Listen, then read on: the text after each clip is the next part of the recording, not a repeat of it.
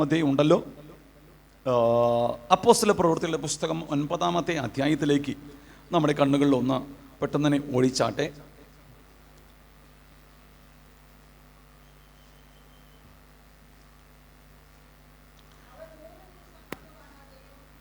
പത്ത് മുതൽ 18 വരെയുള്ള വാക്യങ്ങളൊന്ന് വായിച്ചാട്ടെ.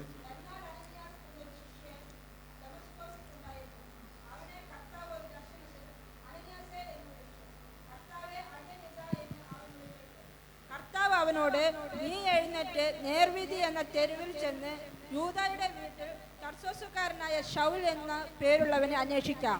അവൻ പ്രാർത്ഥിക്കുന്നു. അനന്യാസ് എന്നൊരു പുരുഷൻ അകത്തു വന്ന് താൻ കാഴ്ച പ്രാപിക്കേണ്ടതിന് തൻ്റെ മേൽ കൈവയ്ക്കുന്നത് അവൻ കണ്ടിരിക്കുന്നു എന്ന് കൽപ്പിച്ചു.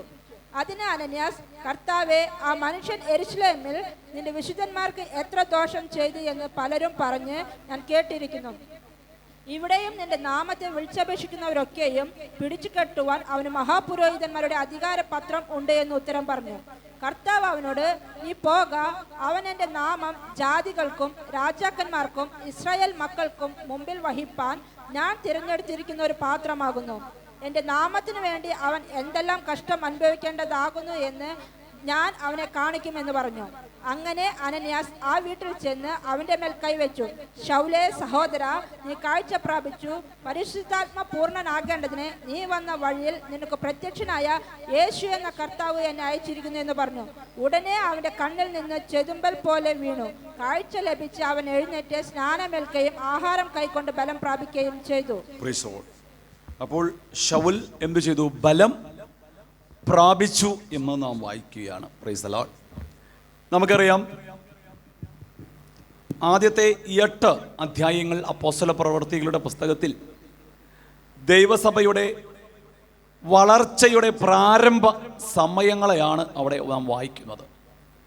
പെന്തക്കോസ്ത് ദിനത്തിൽ പരിശുദ്ധാത്മാ നിയോഗത്താൽ അന്യഭാഷ അടയാളങ്ങളാൽ ജെറുസലേമിൽ ദൈവസഭ സ്ഥാപിക്കപ്പെടുകയും തുടർന്ന്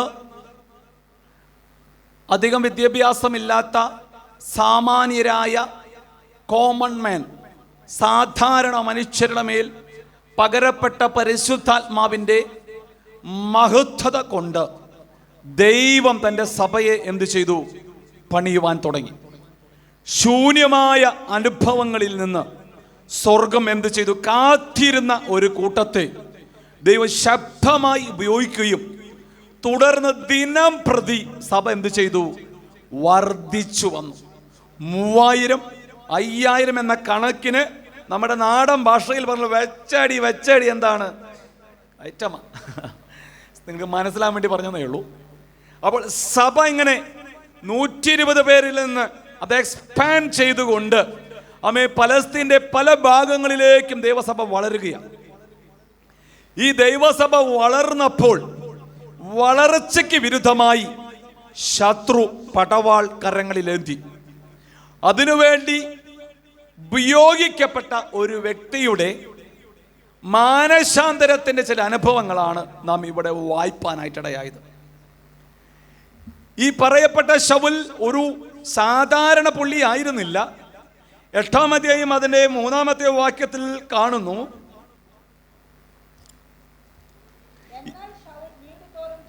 എന്നാൽ ശൗൽ വീട് തോറും ചെന്ന് പുരുഷന്മാരെയും സ്ത്രീകളെയും പിടിച്ച് ഇഴച്ച് തടവിലേൽപ്പിച്ചുകൊണ്ട്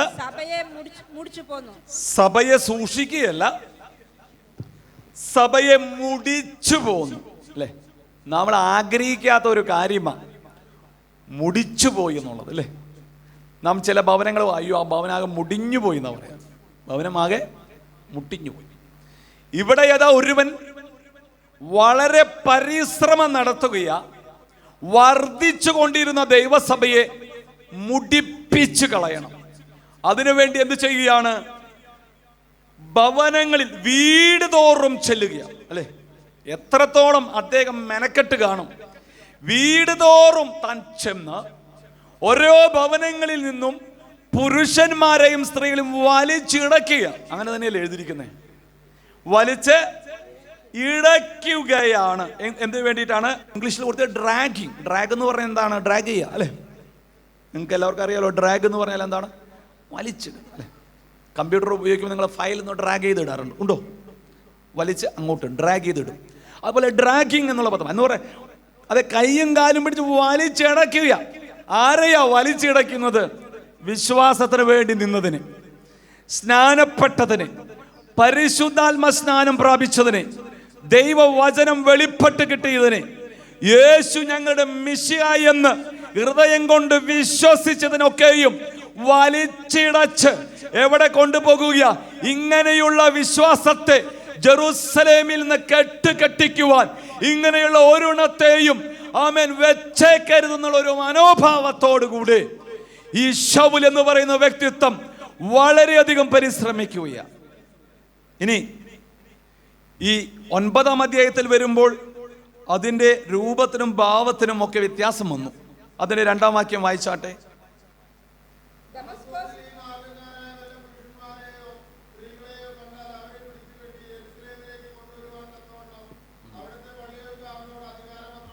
ഒന്നാം വാക്യം കൂടെ ഒന്ന് വായിക്കാമോ?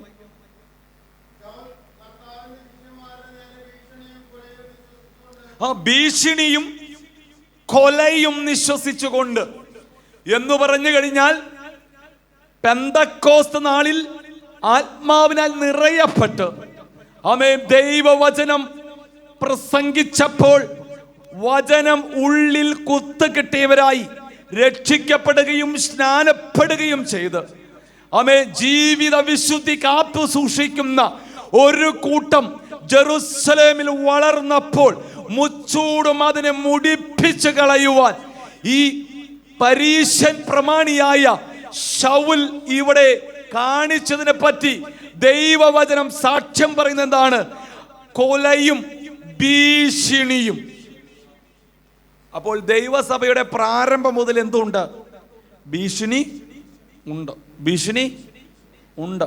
കർത്താവിന് വേണ്ടി നിന്നോ അവിടെ എന്തുണ്ട് കുഞ്ഞെ? ഭീഷണി ഉണ്ട്. അത് വേണമെങ്കിൽ സ്വന്തം വീട്ടിൽ നിന്ന് വന്നേക്കാം. അങ്ങനെ വന്നവരൊക്കെ ഇതിനകത്ത് ഇരിപ്പുണ്ട്, ഉണ്ടോ? അങ്ങനെ ഉണ്ടെങ്കിൽ ഇങ്ങനെയൊന്നും പോരാ, സ്തോത്രം കേട്ടോ. സ്വന്തം വീടിനകത്തുനിന്ന് ഭീഷണി കിട്ടിയവരൊക്കെ ഇതിനകത്ത് ഇപ്പം മൗനമായിരിക്കരുത്. ആരാധനാലയത്തിന് വന്നാൽ ഇവിടെ ഭീഷണി പറയുവാൻ ആരുമില്ല. ഇവിടെ നിങ്ങൾക്ക് വേണ്ടി പ്രാർത്ഥിക്കുന്നവരേ ഉള്ളൂ. അതുകൊണ്ട് ഉച്ചത്തിലൊന്ന് കർത്താവിനെ സ്തുതിക്കുന്നതുകൊണ്ട് തരക്കേടില്ല. അപ്പൊ ഭീഷണി കൊണ്ട് നിന്നോ? ഇല്ല. അടുത്ത എന്താണ്? മർഡർ അറ്റംപ്റ്റ് ആണ്. എന്താണ്? ഇംഗ്ലീഷിലും കൊടുത്ത് മർഡർ എന്നുള്ള പദമാണ് അല്ലേ? പോലീസ് ഡയറിയിലൊക്കെ കാണുന്ന ഒരു പദമാണ് മർഡർ അറ്റംപ്റ്റ്. ആര് നടത്തുകയാ? ശൗൽ നടത്തുകയാ കേട്ടോ. അപ്പോ ഇദ്ദേഹത്തിന്റെ കയ്യിൽ എന്തുണ്ട്? 2-ാം വാക്യത്തിൽ അവരെ പിടിച്ചു കെട്ടി എങ്ങോട്ട് കൊണ്ടുവരണം? ദമസ്കോസിൽ നിന്ന് ജെറുസലേമിലേക്ക് കൊണ്ടുവരുവാൻ അവന്റെ കയ്യിൽ എന്തുണ്ട്? ഇപ്പോ പടയാളികൾ മാത്രമല്ല, ആയുധധാരികൾ മാത്രമല്ല, അധികാരം കരങ്ങളിൽ വന്നു. Price the Lord. ഈ അധികാരം കരങ്ങളിൽ വന്നപ്പോൾ ഈ മനുഷ്യനെ നീ പിടിച്ചാ കിട്ടുമോ? ഇല്ല. അധികാരമില്ലാഞ്ഞിട്ടും 8:3 വായിച്ചു, ഇങ്ങനെയുള്ളവരെ വീട്ടുതോറും വലിച്ചടച്ചു കൊണ്ടുവന്നവൻ 9-ാം അധ്യായത്തിൽ വന്നപ്പോൾ അവന് സ്തോത്രം കുറച്ചുകൂടെ സപ്പോർട്ട് ലഭിക്കുക, ശക്തി ലഭിക്കുക, ഇങ്ങനെയുള്ളതിനെ മുടിച്ചു കളയണമെന്ന്. എന്നാൽ നാം ഇവിടെ വായിച്ച പാസേജിലേക്ക് കടന്നു വരുമ്പോൾ, വചനഭാഗങ്ങൾ കടന്നു വരുമ്പോൾ കാര്യങ്ങളെല്ലാം മാറി മറഞ്ഞു. ദൈവസഭയെ മുടിപ്പിക്കാൻ ശ്രമിച്ചവൻ ഇപ്പോൾ കണ്ണ് കാണാത്തവനായി ഇങ്ങനെ തപ്പി നടക്കുക കേട്ടോ. കണ്ണ് കാണാത്തവനായി തപ്പി നടക്കുക. നാം ചോദിക്കും, ഇതൊക്കെ പഴയ കാര്യമല്ലേ, ഇപ്പോൾ നടക്കുമെന്ന്. ഇപ്പോഴും നടക്കും. കർത്താവ് പണ്ടും പറഞ്ഞു, ഇപ്പോഴും പറയുന്നു. ആമേൻ, ഹല്ലേലൂയ. നിങ്ങളെ തൊടുന്നവൻ എൻ്റെ കണ്ണിൻ്റെ കൃഷ്ണമണിയെ തൊടുകയാ. ഈ പകൽ ദൈവത്തിന് വേണ്ടിയാണ് എന്നൊരു ഉറപ്പ് നിനക്കുണ്ടെങ്കിൽ, ജീവിത വിശുദ്ധിയുള്ളതാണ് ഉറപ്പുണ്ടെങ്കിൽ, ആത്മസാന്നിധ്യം അനുഭവിക്കുന്ന ഉറപ്പുണ്ടെങ്കിൽ, പരിശുദ്ധാത്മാവിൻ്റെ ശക്തി നിന്റെ മേൽ ഉണ്ടെന്ന് ഉറപ്പുണ്ടെങ്കിൽ, ദൈവവചനം നിന്റെ അകത്തുണ്ടെന്ന് ഉറപ്പുണ്ടെങ്കിൽ എഴുതി വച്ചോ. വചനം പറയുന്നത് ഇപ്രകാരമാ, നിന്നെ തൊടുന്നവൻ എൻ്റെ കണ്ണിന്റെ കൃഷ്ണമണിയെ തൊടുകയാ. ഈ പകൽ പടവാളെടുത്തവരൊക്കെ ഈ കൂടിനകത്ത് കയറിയിട്ടുണ്ടെന്ന് സ്തോത്രം ഞാൻ നിങ്ങളോട് ഓർമ്മിപ്പിച്ചു. ആമേ സ്തോത്രം 2008 ഒറീസയിൽ നടന്നതായ ആമേ നരനായാട്ടിനെ പറ്റി നമുക്കറിയാം അല്ലേ? സ്തോത്രം ഫുൽവാനി എന്ന് പറയുന്നതായ ആമേൻ ആ ചെറിയ ജില്ലയിൽ എന്ത് സംഭവിച്ചു? വിശ്വാസ മക്കൾ തങ്ങളുടെ പ്രാണനും പിടിച്ചുകൊണ്ട് അവർ കൊടുങ്കാടുകളിലേക്ക് ഓടി ഒളിച്ചു. സ്തോത്രം അവിടെയുള്ള ഒരു ആമേൻ ഹൈന്ദവ സന്യാസിയെ ആമേൻ കൊലപാതകം നടക്കുകയും അദ്ദേഹത്തിൻ്റെ ആ കൊലപാതകത്തോട് ബന്ധപ്പെട്ട് അത് ചെയ്തത് വിശ്വാസികളാണെന്ന് വരുത്തി തീർക്കുകയും അവർക്ക് ഉപദ്രവമുണ്ടായി. ഏകദേശം 120 പേർ വിശ്വാസികൾ എന്തു ചെയ്തു? കൊല ചെയ്യപ്പെട്ടു. ആമേ സ്തോത്രം. അനവധി ആളുകളെ കാട്ടിലെ വന്യമൃഗങ്ങൾ ഭക്ഷിച്ചു. ഈ പ്രതിസന്ധിക്ക് ആമേൻ ആലേലി കോപ്പ് കൂട്ടുവാൻ മുന്നിൽ നിന്ന ആ വ്യക്തിയെ ഞങ്ങൾ 2020 പോയി സന്ദർശിച്ചു. ഞാനന്ന് ഒറീസയിൽ പോയപ്പോൾ ആമേൻ ആ ചർച്ചിൽ പോയി. ആമേൻ ഈ ചർച്ചിനോട് ചേർന്നാണ് ഈ 120ഓളം പേരെ കൊലയ്ക്ക് കൊടുക്കുവാൻ കാരണക്കാരനായവൻ ആമേ സ്തോത്രം ആളുകളെ കൂട്ടി വന്ന ആ വ്യക്തിയെ സ്തോത്രം ഞങ്ങൾ അവിടെ വരുന്നുണ്ടെന്നറിഞ്ഞ് അവിടെ വന്നു. ഒരു ബൈബിളും ഒരു വിശ്വാസിയും ഒരു പാസ്റ്ററേയും വെച്ച് പുലർത്താത്തവനായിരുന്നു.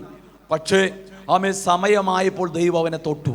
സമയമായപ്പോൾ ദൈവം അവനെ തൊട്ടു എന്ന് പറഞ്ഞാൽ ഈ 2020 ആമേൻ ഇന്ന് 2025 ഞങ്ങൾ കാണുമ്പോൾ ആ വ്യക്തിയെ സ്വർഗം തൊട്ടെങ്കിൽ ഞാൻ ചോദിച്ചു, എങ്ങനെയാണ് നിങ്ങൾ വിശ്വാസത്തിൽ വന്നത്? അദ്ദേഹം പറഞ്ഞു, ഞാൻ ഏറ്റവും അധികം സ്നേഹിക്കുന്ന എൻ്റെ മകളെയാണ്. സ്തോത്രം. ആമേൻ. ഹാലേലൂയ. അല്പം സ്വല്പം കൃഷിയും കാര്യങ്ങളൊക്കെ ആയിട്ട് അല്പം നല്ല ചുറ്റുപാടിൽ ഞാൻ ജീവിക്കുകയാണ്. Praise the. അതേ ചേർത്ത് നിർത്തി ഞാൻ ഫോട്ടോയ്ക്ക് എടുത്തു, ഒരു സെൽഫിക്ക് എടുത്തു. കിടന്നോട്ടെ ഒരെണ്ണം. ആമേൻ. ഹല്ലേലൂയ. സ്തോത്രം. ഒത്തിരി പേരെ കാടുകളിലേക്ക് ഓടിപ്പിക്കുകയും ആമേൻ ഒറ്റ കൊടുക്കുകയും ചെയ്തവനല്ലേ ആമേ. ഇപ്പോൾ കർത്താവിൻ്റെ ഒരു ആയുധമായി നിൽക്കുക. അദ്ദേഹം പറഞ്ഞു, ചെയ്യാത്ത മന്ത്രവാദങ്ങളൊന്നുമില്ല. ആമേൻ. ഭുവനേശ്വറിലെ മെഡിക്കൽ കോളേജിൽ കൊണ്ടുപോകാത്ത സ്ഥലങ്ങളൊന്നുമില്ല. ഞാൻ ഏറ്റവും അധികം സ്നേഹിക്കുന്ന എൻ്റെ മകൾക്ക് വേണ്ടി, അവൾ രോഗിയായപ്പോൾ അവൾ ഭേദമായി തീരുവാൻ വേണ്ടി സ്തോത്രം എന്നാൽ കഴിയുന്നതൊക്കെ ഞാൻ ചെയ്തു നോക്കി. പക്ഷേ ആർക്കും വെടിവീപ്പാൻ കഴിഞ്ഞില്ല. അങ്ങനെ ഇരിക്കുമ്പോൾ ഇതാ എൻ്റെ വീടിൻ്റെ പുറകിൽ നിങ്ങൾ കണ്ടു ആമേൻ കുരിശില്ല. അവിടേക്ക് പെന്തക്കോസ്തുകാർക്ക് കുരിശുണ്ട് കേട്ടോ, അതുകൊണ്ട് പറഞ്ഞതാ. ഈ കുരിശില്ലാത്ത ഈ ചർച്ചിൻ്റെ കുരിശ് ഒടിച്ചത് ഞങ്ങളാ. ആമേൻ. ഹല്ലേലൂയ. ഇതിലിൻ്റെ മതിലിടിച്ചത് ഞങ്ങളാ. ആമേൻ. അപ്പുറം നിങ്ങൾ കണ്ടില്ലേ മണ്ടയില്ലാതെ നിൽക്കുന്ന കുറേ വീടുകൾ. ആ വീടുകളുടെ മണ്ടയൊക്കെ ഇടിച്ചു കളഞ്ഞ് തീ വെച്ചതും ചുട്ടരിച്ചതും ആമേൻ ഞങ്ങളാ. ആമേൻ. ഞങ്ങളിൽ ആമേൻ ഹല്ലേലൂയ പലരും ഈ ക്രിസ്തീയ മതത്തെ ഈ ദേശത്ത് കെട്ടിക്കാൻ പരിശ്രമിച്ചപ്പോൾ ഞങ്ങളിൽ ഒരാൾ പറഞ്ഞു, ആ ഉപദേശിയുണ്ടല്ലോ നമ്മൾ ഓടിപ്പിച്ച് വിട്ടവൻ, അവൻ്റെ അടുക്കൽ ചെന്ന് പ്രാർത്ഥിക്ക്, ഒരു പക്ഷേ അവൻ നിന്റെ മകളെ സൗഖ്യമാക്കിക്കൊള്ളും. സ്തോത്രം. ഞങ്ങൾ ആ ഹോളിൽ ഒരു മീറ്റിംഗ് നടത്തി കേട്ടോ. സ്തോത്രം. ഹോളിൽ ഒരു മീറ്റിംഗ് നടത്തി. ഈ ഹോളിൽ നിന്ന് ഏകദേശം 2 കിലോമീറ്റർ മാറിയ ഈ സന്യാസി കൊല ചെയ്യപ്പെട്ടത്. സ്തോത്രം. അപ്പോൾ ആദ്യം ഞങ്ങൾ ഈ സന്യാസിയെ, കൊല ചെയ്യപ്പെട്ട സന്യാസിയുടെ അമ്പലത്തിൻ്റെ മുന്നിൽ പോയി. അമ്പലം പിന്നെ അദ്ദേഹത്തിൻ്റെ ഒരു സമാധി എന്തോ ഇതൊക്കെ ഉണ്ടാക്കി വെച്ചു. ഒത്തിരി ഒരു തീർത്ഥാടന കേന്ദ്രം പോലെ ആക്കി വെച്ചിരിക്കുക. ഒരു കൊടും കാടാണ്. ഫുൽവാനി എന്ന് പറയുന്നത് തന്നെ കാട് ഉള്ള ഒരു ജില്ല, ഒരു ഫോറസ്റ്റ് ഏരിയ. അപ്പോൾ അവിടെ ചെന്നപ്പോൾ മിലിറ്ററി ഫോഴ്സ് തന്നെ ഈ ടെമ്പിളിന് കാവൽ നിൽക്കുക. കാരണം ഇതൊരു വലിയ കമ്മ്യൂണൽ വയലൻസ് നടന്ന ഒരു സ്ഥലമാണ്. അനവധി പേരുടെ ജീവൻ ഇത് മുഖാന്തരം നഷ്ടപ്പെട്ടതാണ്. സ്തോത്രം. ഇനി ഒരു ആവർത്തനം ഇല്ലാതിരിപ്പാൻ വലിയ തോക്കൊക്കെ ഏന്തിയിട്ട് വലിയ മിലിറ്ററി ഫോഴ്സ് തന്നെ അവിടെ നിൽക്കുക. സ്തോത്രം. കാടിനകത്ത്. അപ്പോൾ ഞങ്ങളത് കണ്ടു. ഞങ്ങൾ ഈ കാര്യങ്ങളൊക്കെ വണ്ടിയിലിരുന്ന് മനസ്സിലാക്കി. ഞങ്ങൾക്ക് ഇങ്ങനെ ഗൈഡ് ഇങ്ങനെ കാര്യങ്ങളൊക്കെ പറഞ്ഞത് ഞങ്ങളിങ്ങനെ തിരിച്ച് പറഞ്ഞു, ഈ പ്രശ്നത്തിന് കാരണമുണ്ടായത് ഇവിടെയാണ്. അതെന്ന് പറയാം ഡിസംബർ 25 ആമേ സ്തോത്രം ഒരു ക്രിസ്തീയ ആമേൻ ഈ ക്രിസ്മസോടനുബന്ധമായി ഒരു വലിയ പ്രോഗ്രാം നടക്കുമ്പോൾ അതിന് വിപരീതമായി അപ്പുറേ ഇവരുടെ ഒരു ഭജൻ മണ്ഡലി നടന്നുകൊണ്ടിരുന്നു, ഹൈന്ദവരുടെ. എന്നാൽ അവർ തമ്മിലുള്ള ആശയക്കുഴപ്പങ്ങൾ കൊണ്ട് പല പ്രതിസന്ധികളുണ്ടായി. അതിലാരോ ഈ സന്യാസിയെ ഷൂട്ട് ചെയ്തു.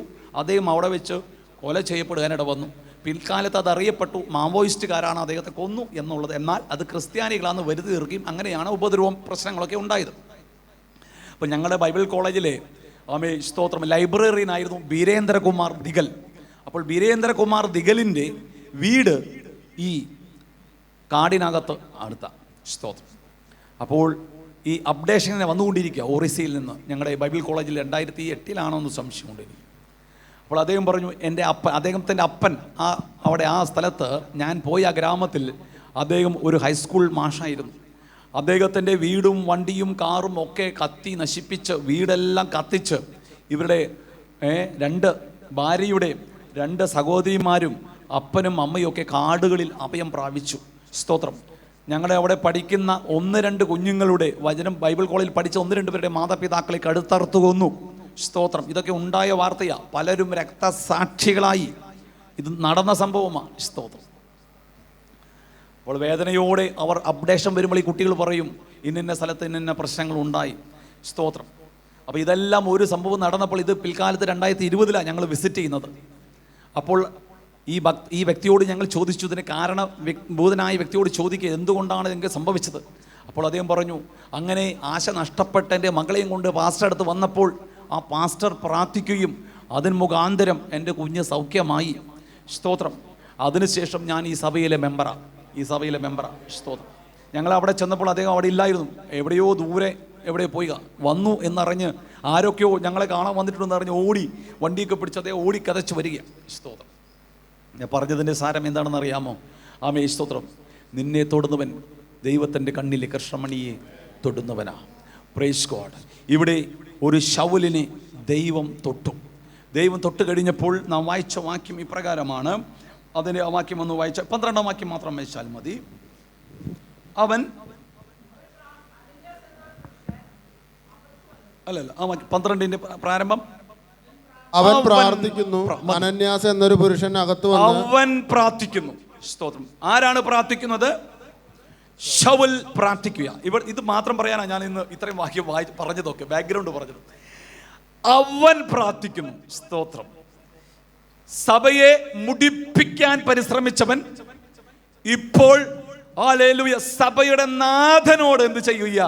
പ്രാർത്ഥിക്കുക. ഒരു പ്രത്യേകതയുണ്ട്. അവൻ എന്ത് ചെയ്യില്ല? കണ്ണ് കാണുകയില്ല, ദിക്ക് അറിയുകയില്ല, എങ്ങോട്ട് പോകണമെന്ന് അറിയുകയില്ല, പ്രാർത്ഥിക്കുക. ഇനി ഞാൻ പറയാൻ പോകുന്നത് പ്രാർത്ഥിക്കുന്നതിന് വേണ്ടി ദൈവം എങ്ങനെ പ്രവർത്തിക്കുമെന്ന് ഒറ്റ ശ്വാസത്തിൽ പറഞ്ഞ് ഇരിപ്പാനായിട്ട് ആഗ്രഹിക്കുക. സ്തോത്രം. ഇവൻ പ്രാർത്ഥിക്കുന്നു എന്നുള്ള കാര്യം ദൈവം ആരോടാ ഈ മെസ്സേജ് കൊടുക്കുന്നത്? അനന്യാസിനോട് പറയുക അല്ലേ? സ്തോത്രം. എന്ന് പറഞ്ഞു കഴിഞ്ഞാൽ പ്രതീക്ഷയില്ലാതെ എങ്ങോട്ട് പോകണമെന്നറിയാതെ, ആമേൻ, സ്തോത്രം, ജെറുസലേമിൽ നിന്ന് 150 മൈലുകൾക്കകലെ ദമസ്കോസിലിരുന്ന് പ്രാർത്ഥിക്കുന്നവന്റെ ആമേൻ പ്രാർത്ഥനയെ കേൾക്കുന്ന ദൈവം അവന് വേണ്ടി ഒരു അനന്യാസിനെ ഒരുക്കുകയാണ്. ഈ പകൽ ഒരു കാര്യം ഉള്ളം കൊണ്ട് ഗ്രഹിച്ചു. ആമേൻ, ഹല്ലേലൂയ. നിന്റെ പ്രകൃതി അറിയുന്ന ഒരു ദൈവം ഈ പകൽ ഇവിടെ കടന്നു വന്നിട്ടുണ്ട്. അത് നിന്റെ ശരീരത്തിന്റെ ക്ഷീണത്തെയോ നിന്റെ മനസ്സിന്റെ ഭാരത്തെയോ നിന്റെ മുന്നിലുള്ള ആമേൻ പ്രതിസന്ധിയെ നന്നായി അറിയുന്ന ഒരു ദൈവം. ഒരു പക്ഷെ നാളെയെ പറ്റിയുള്ള ആകുലതകൾ ജീവിതത്തിൽ ഉണ്ടായിരിക്കാം. എങ്ങനെ ഒരു സ്റ്റെപ്പ് വയ്ക്കണമെന്ന് ശൗലിന് അറിയത്തില്ല. ഇപ്പോൾ കാഴ്ച നഷ്ടപ്പെട്ടവനായി നിൽക്കുമ്പോൾ ഇനി ഞാൻ എങ്ങനെ ജെറുസലേമിൽ തിരിച്ചു പോകും, പരീശന്മാരുടെ കൂട്ടത്തിൽ ഞാൻ എങ്ങനെ നിൽക്കും എന്നുള്ള ചിന്തകളൊക്കെ ക്വസ്റ്റ്യൻ മാർക്കായി നിൽക്കുമ്പോൾ സ്വർഗം ഹല്ലേലൂയ പ്രാപിക്കുന്നതിന് വേണ്ടി ഒരു അനന്യാസിനെ ഒരുക്കുകയാ. അങ്ങനെയെങ്കിൽ ഈ ദിവസങ്ങൾ പ്രാപിക്കുന്ന ചിലതിനു വേണ്ടി ചില അനന്യാസുമാരെ, ചില ഉത്തരങ്ങളെ ഒരുക്കുന്ന സ്വർഗം ഈ പകൽ ഇവിടെ വെളിപ്പെട്ടിട്ടുണ്ട്. നിന്റെ ഹൃദയം ക്ഷീണിക്കുമ്പോൾ നിന്റെ വിഷയം മറ്റാരോടും പറയുവാൻ കഴിയാതെ, ആമേൻ, നിന്ദിതനായി കണ്ണു കാണാത്തവനായി മറ്റുള്ളവരുടെ ആമേൻ കണ്ണിലെ കരടായി നിൽക്കുക. Price the lord. ഹല്ലേലൂയ. ഉടകാറി കവന വശത്തനാദല ഗൗഡക ധീരഘടക ഹന്തൽ ഗൗഡക ധീരഘടക ശബ്ദനാദല ബൗഡകസി. ആമേ, കൂട്ടത്തിൽ കൂട്ടാൻ കഴിയാത്തവനാ ശൗൽ. കാരണം എന്താ? അവൻ സഭയെ മുടിപ്പിച്ചവനാ. താമസം യൂദയുടെ വീട്ടിലാ. പക്ഷേ അനന്യാസിനോട് പറയാ, നീ നേർവീതിയിൽ കൂടെ പൊക്കോ. ഒരു തർശോശുകാരനായ ആമേൻ ഒരു ശൗൽ നിനക്ക് വേണ്ടിയുള്ള വെയിറ്റ് ചെയ്യുന്നുണ്ട്. കാരണം ചില ദിവസങ്ങളായി അവൻ പ്രാർത്ഥിപ്പാൻ തുടങ്ങിയിട്ട് ആ പ്രാർത്ഥനയ്ക്ക് ആമേൻ ചില ഉത്തരങ്ങളെ തരുവാൻ അനന്യാസേ നീ പോയിക്കൊള്ളുക എന്ന് പറയുമ്പോൾ ഒരു കാര്യം ഗ്രഹിച്ചു കൊള്ളണമേ. ഈ ദൂതൻ അനന്യാസിന് കൈമാറുന്നതിന് മുന്നമേ സ്വർഗം ശൗലിന്റെ ഹൃദയത്തിൽ ഒരു വെളിപ്പാട് നൽകി. അവൻ നിനക്ക് വേണ്ടി ഞാൻ ഒരു ആരെ അയക്കും? ചില അനന്യാസിനെ അയക്കാൻ പോകുക. ഈ പകലെന്നെ ശ്രദ്ധിക്കുന്ന ജീവിതമേ, നിങ്ങൾ പ്രാർത്ഥിക്കാൻ പ്രാർത്ഥന മുറിയിൽ മുട്ടുകളെ മടക്കുമ്പോൾ നിങ്ങൾക്ക് വേണ്ടി ചില അനന്യാസുമാര് സ്വർഗം നിങ്ങൾ അറിയാത്തിടങ്ങളിൽ എഴുന്നേൽപ്പിച്ചിട്ടുണ്ട്.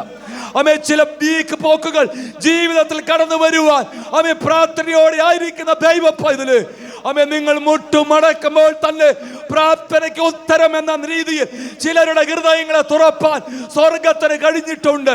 നാളെ എന്തായി തീരുമെന്ന ഹൃദയ ഭാരത്തോടെ, മക്കളെ പറ്റിയുള്ള ഭാരത്തോടെ, ആമേ ഭവനത്തെ പറ്റിയുള്ള ഭാരത്തോടെ ജീവിതത്തിൽ പ്രതിസന്ധിയാൽ അനുഭവിക്കുമ്പോൾ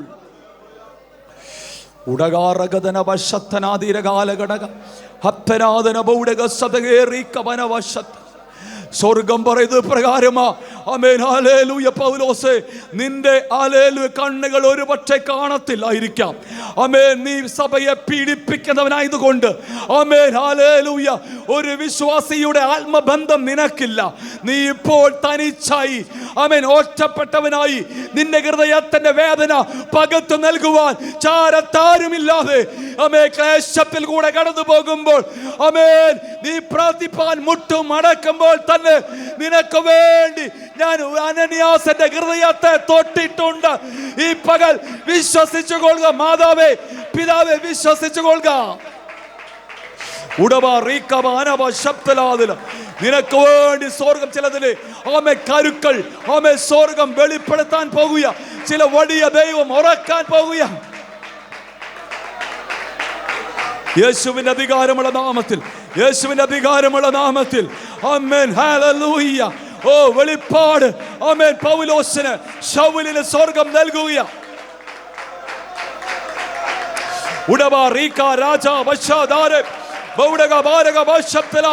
ആത്മാവിൽ പ്രതികരിച്ച് പറഞ്ഞാട്ട് എന്റെ പ്രാർത്ഥനയ്ക്ക് മറുപടി, എന്റെ പ്രാർത്ഥനയ്ക്ക് മറുപടി സ്വർഗം ഈ ദിവസങ്ങൾ നൽകാൻ പോകുക.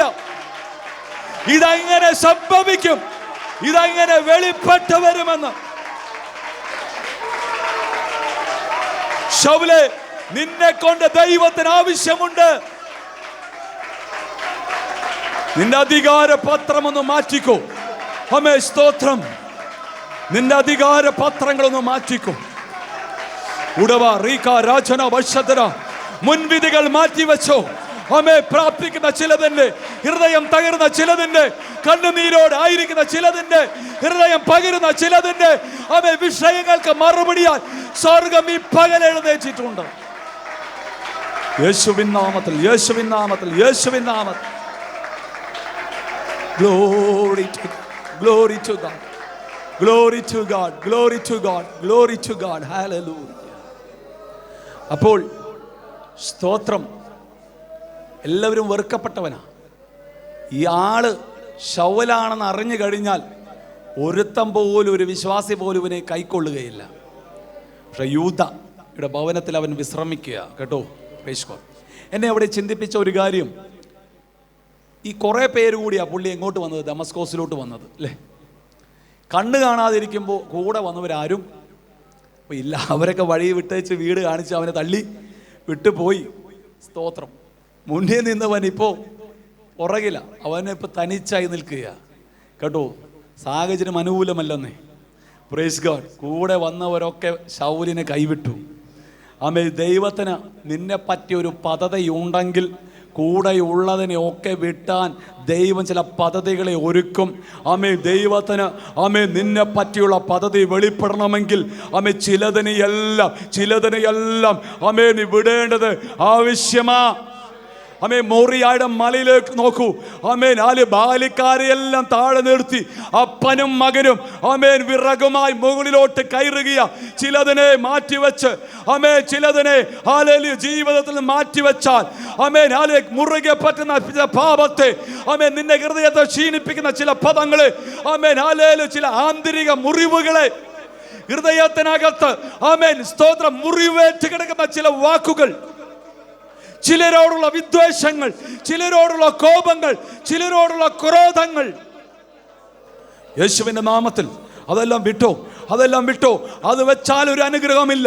ദൈവത്തിന് നിന്നെയും നിന്റെ കുടുംബത്തെ ഉപയോഗിക്കണമെങ്കിൽ, സമൃദ്ധിയുടെ അനുഭവത്തിൽ കൊണ്ടുപോകണമെങ്കിൽ, ദൈവഗീതം വെളിപ്പെടണമെങ്കിൽ,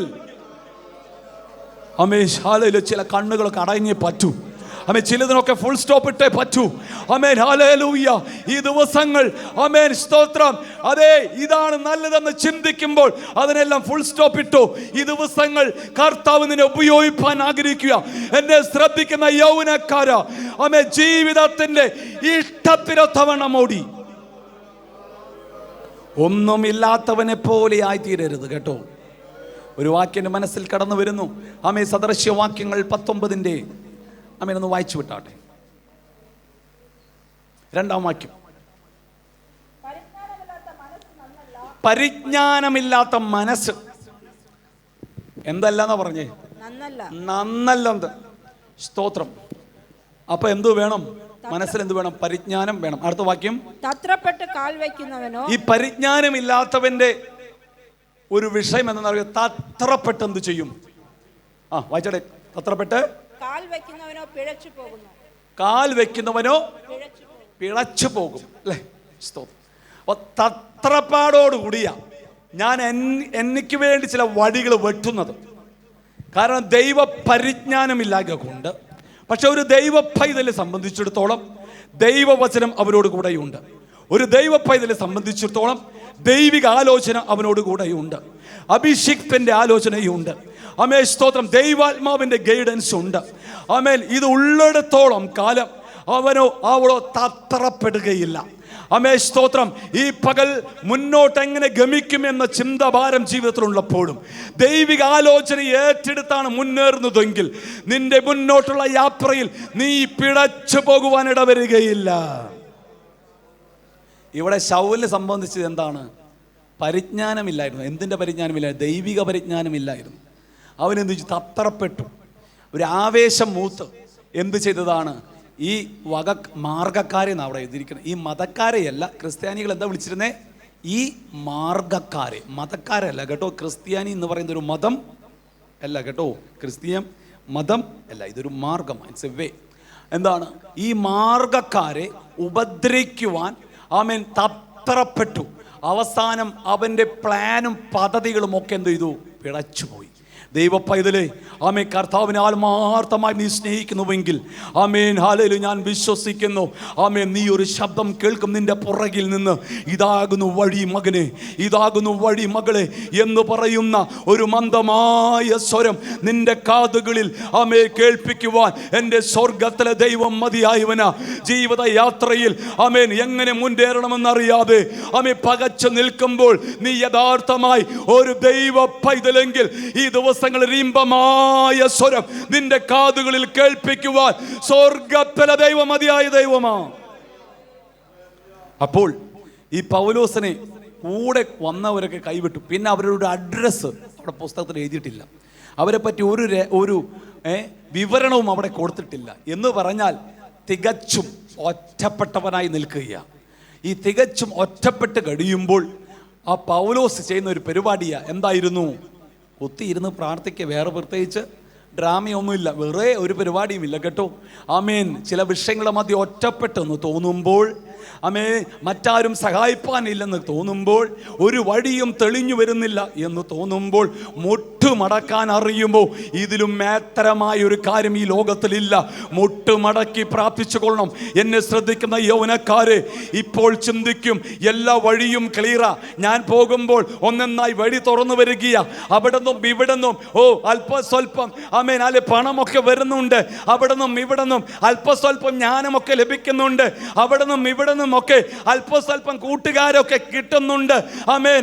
ഇതാകുന്നു ലൈഫ്, ഇതാകുന്നു 2K ലൈഫ് സ്റ്റൈൽ എന്നൊന്നും ചിന്തിക്കണ്ട.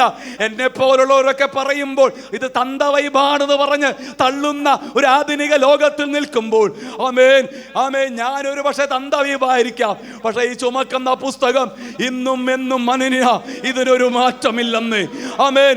2000 വർഷങ്ങൾക്ക് മുമ്പ് എഴുതിയ പുസ്തകം, ആമേൻ, ഇന്നും യൗവനത നിലനിർത്തി, ഇന്നും കടുകിനെ പോലെ, ആമേൻ, യൗവനം നിലനിർത്തുന്ന ഈ പുസ്തകം കരങ്ങളിൽ ഉണ്ടെങ്കിൽ ഇത് നിന്റെ ജീവന മേധസ്സും, ആമേൻ, ജീവന അനുഗ്രഹവുമാ. പ്രൈസ് ദി ലോർഡ്, ഹല്ലേലൂയ. ഇവിടെ എഴുതിയിരിക്കുന്നു, ആ സഭാപ്രസംഗങ്ങളിൽ നാം ഇപ്രകാരം വായിക്കുന്നത്, യൗവനക്കാരാ നിന്റെ യൗവനത്തിൽ നിനക്ക് ഇഷ്ടമുള്ളതും ബോധിച്ചു നോക്കി എന്ത് ചെയ്തോ. പക്ഷേ നീ ഒരു നാൾ എന്ത് ചെയ്യണം? ന്യായവിസ്താരത്തിന് മുമ്പാകെ നിൽക്കേണ്ടതായി വരും. എനിക്ക് ശ്രദ്ധിക്കുന്ന കുഞ്ഞുങ്ങളെ, നിങ്ങളോടാ പറയുന്നത്, യൗവനക്കാരെ നിങ്ങളോടാ പറയുന്നത്, സ്തോത്രം, രക്ഷിക്കപ്പെട്ട് സ്നാനപ്പെട്ട് ആമേ കർത്താവിൻ്റെ ഇഷ്ടം എന്താണെന്ന് ഈ ദിവസങ്ങൾ രുചിച്ചറിഞ്ഞുകൊള്ളണം കേട്ടോ. ആമേ സ്തോത്രം, നിങ്ങൾ മുട്ടയിലിരുന്ന് പ്രാർത്ഥിച്ചാലും മതി. ആമേൻ. ഈ ദിവസങ്ങൾ വെക്കേഷനാ, ഒരുപാട് സമയമൊന്നും ഓൺലൈനിൽ കയറി കളിച്ച് ആമേൻ സ്തോത്രം കസർത്താൻ ഇടവരരുത്. ആമേൻ. ഈ ദിവസങ്ങൾ ദൈവഗതം എന്താണെന്ന് രുചിച്ചറിയണം. +2 കഴിഞ്ഞവരൊക്കെ കൊത്തിയിരുന്ന് പ്രാർത്ഥിക്കണം. പരീക്ഷ കഴിഞ്ഞു, ആമേൻ സ്തോത്രം 10 കഴിഞ്ഞവരും പ്രാർത്ഥിച്ചോണം. എന്തിനാ പ്രാർത്ഥിക്കേണ്ടത്? ദൈവമേ അടുത്ത സ്റ്റെപ്പ് എന്തായിരിക്കണം? പാസ്റ്ററെ ഫോൺ വിളിച്ച് പ്രവാചകനെ വിളിച്ച് ചോദിക്കാനല്ല, മുട്ടയിരുന്ന് ചോദിച്ചോണം. കർത്താവ് വഴിയൊരുക്കും. ആമേ. പഠിക്കാൻ പണമില്ലേ? മുട്ടയിരുന്നു. ഞാനും അങ്ങനെ പ്രാർത്ഥിച്ച് മേടിച്ചവനാ. ആമേ. മുട്ടയിരുന്നു. സ്വർഗം നിങ്ങളെ സഹായിക്കുന്ന ദൈവമാ. ആമേ. സാധ്യതകൾ മുമ്പിൽ അസ്തമിക്കുമ്പോൾ മുട്ടയിലിരുന്നു ദൈവം സാധ്യതകളെ തുറന്നു തരുന്ന ദൈവമാ. വഴി മുമ്പിൽ അടയുമ്പോൾ മുട്ടയിലിരുന്നു സ്വർഗം നിന്റെ മുഴങ്കാലിനെ കണ്ട് നിന്റെ പ്രാർത്ഥനയെ കണ്ട് മറികടക്കാത്ത ദൈവമാ. ആമേ സ്തോത്രം. ആരോടും ഒന്നും പറയുവാൻ കഴിയാതെ അടച്ചിട്ട ഭവനത്തിനകത്ത്, യൂദായുടെ ഭവനത്തിനകത്ത് അവനിരുന്ന് പ്രാർത്ഥിക്കുമ്പോൾ ആമേ സ്തോത്രം, സ്വർഗം ഒരു അനന്യാസനെ ഒരുക്കി. ആമേ പൗലോസിനെ, ആമേ ശൗലിനെ, ആമേ നാലലു വഴി നടത്തിയെങ്കിൽ ആ ദൈവം ഇന്നും ജീവിക്കുന്ന ദൈവമാ. ആമേ. അസാധ്യതകളെ കാണുമ്പോൾ അതേ ഭയപ്പെട്ടു പോകാനിടവരാതെ, അസാധ്യതകളെ കാണുമ്പോൾ നിരാശപ്പെട്ടു പോകാനിടവരാതെ ദൈവസ്ഥാനത്തിൽ ഒരു ഉറച്ച തീരുമാന ദിവസങ്ങൾ എടുക്കട്ടെ.